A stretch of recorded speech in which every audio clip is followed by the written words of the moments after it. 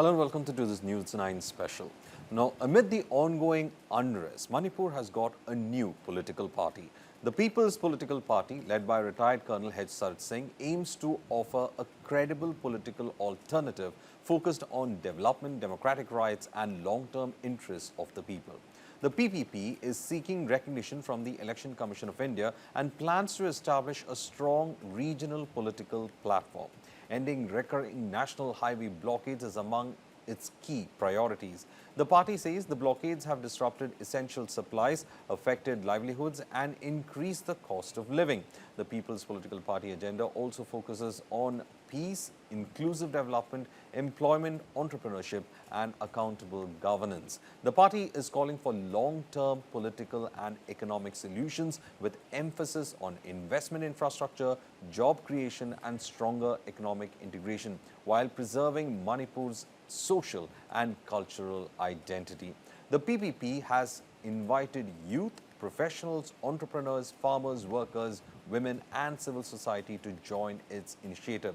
The party says it will soon expand its organizational activities and take its political agenda directly to the people across Manipur.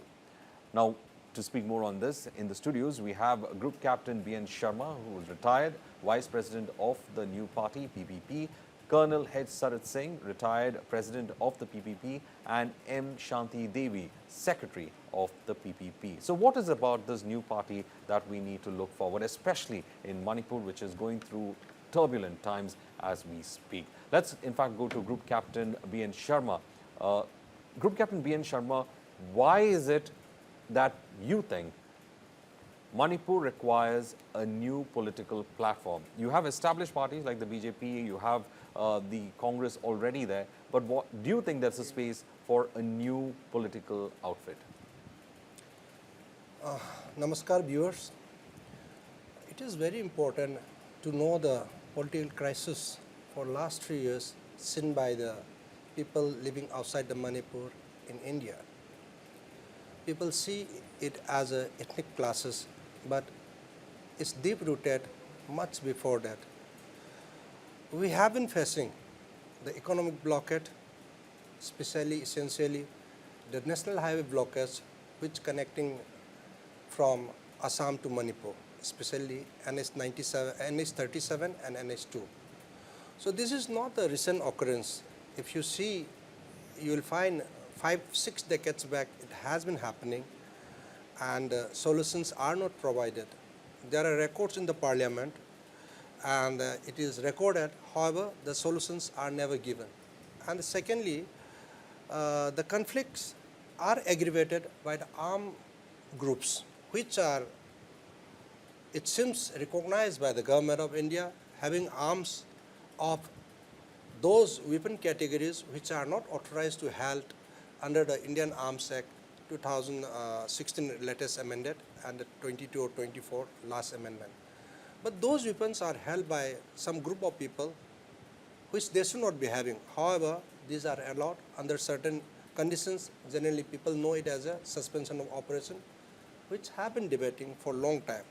So we as a collective people thought that there is a lack of policy and the lack of imposition of political will and law establishment enforcement. So we as a new party will be able to do so, and the crisis can be easily solved once the arms and illegal peoples are treated as per the existing law in India. All right. So now we also have with us Colonel Sarat Singh, retired, who is the president of the PPP.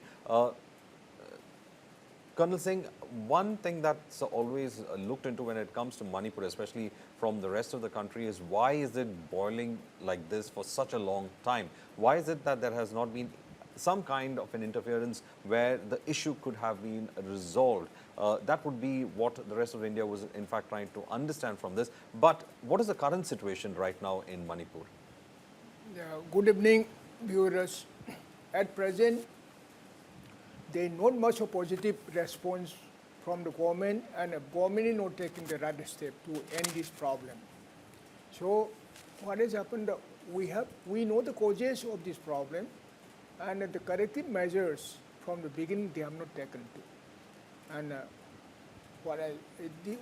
the two is the main cause. Suspension of operation, which was signed on 22nd August 2008, is the main cause. And what happened now, the central government, army, the police, they cannot fire any militant group, and then government seems to be at one side, and there is for some unknown reason, there is a prolonged operation.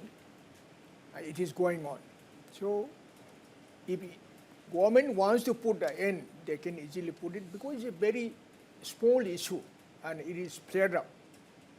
It is just flaring up, and then it is continuing, and there is no end to this.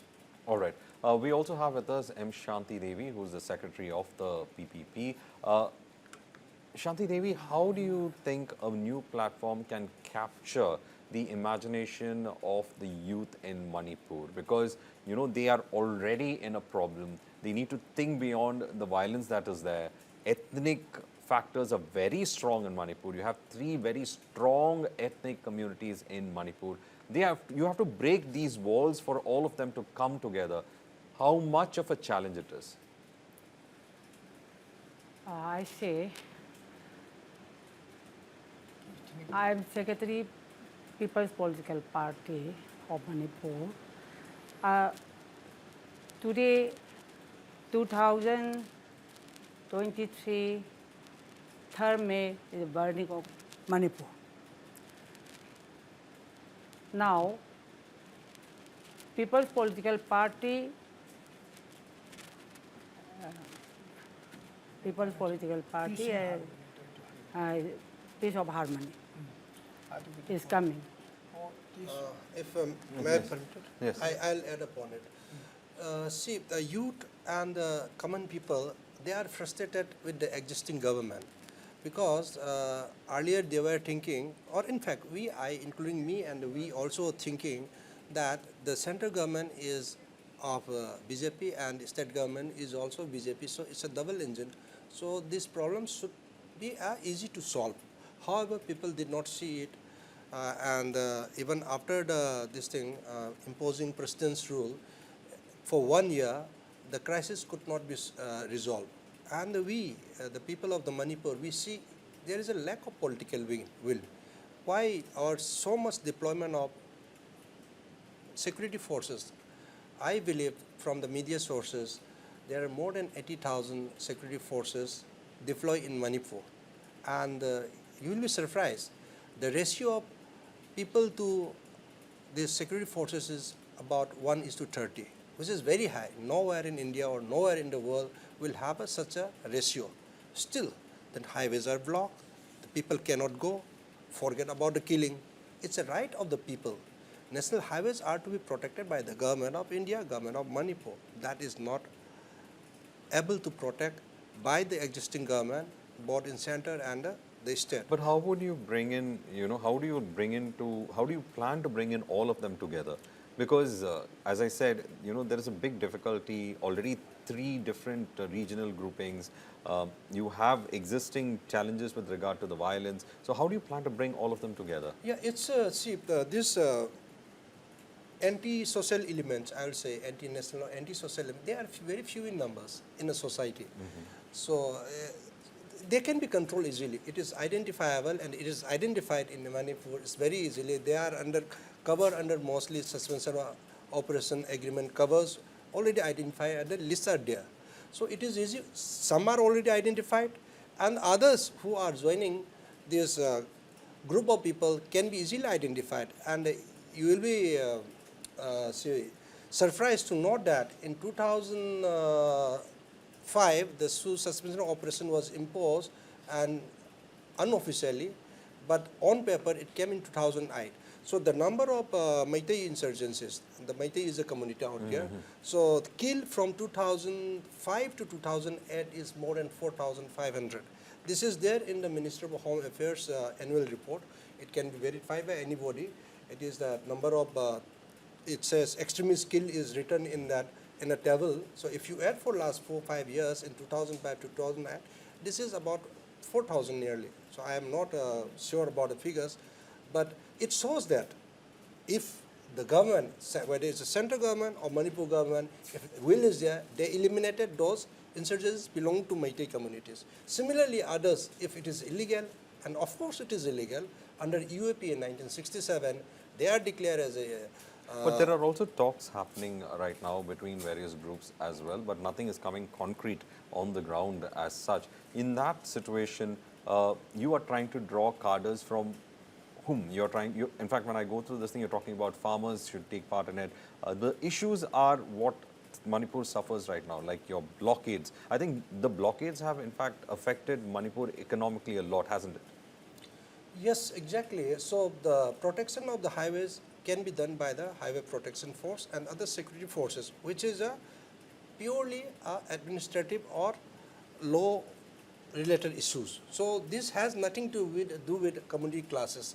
So if you don't control or these illegal armed groups or the gundas in the local places, then things will happen. Similar thing will happen in Delhi or NCR also. If you don't control those illegal arm holders and the gundas, so similar things has happened. So it requires you to put a strict law and order. Now the question I would like to bring in the Colonel Sarat also into it. How, through all these challenges, will the PPP as a new party be able to help Manipur? Because the question everybody will be asking is, how can you bring all these people on a single platform to first get them to talk?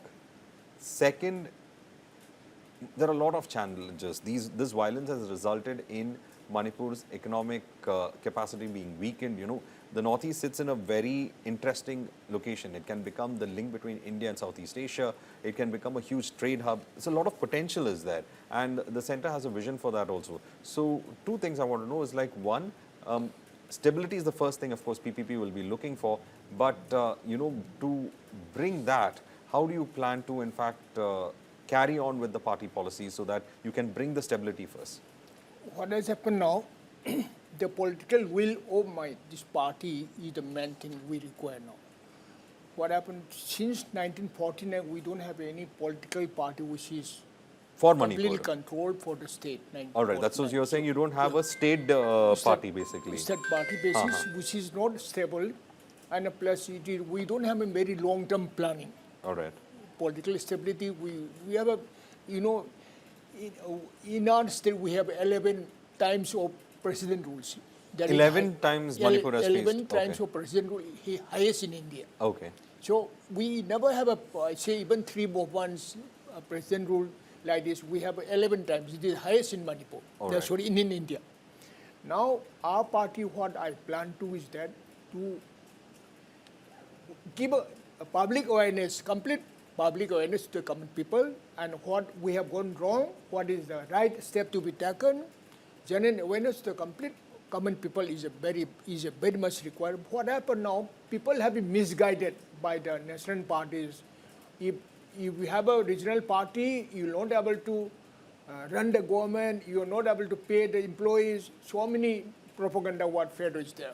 Okay. So, that is what has to be totally erased from the public's mind. All right. And underline. I'll give you the last this thing because we have to shorten out. As one last question to is, Manipur is probably looking for hope. So will PPP be able to give that hope? Yes, we are a party who are considered the Manipuris. People living in Manipur are the Manipuris, and we are Indian. We are part of India. So we do not have any division between among the communities. If you are living in Manipur, firstly, you have to think you are a Manipuri. And since Manipur is a part of India, you are Indian first.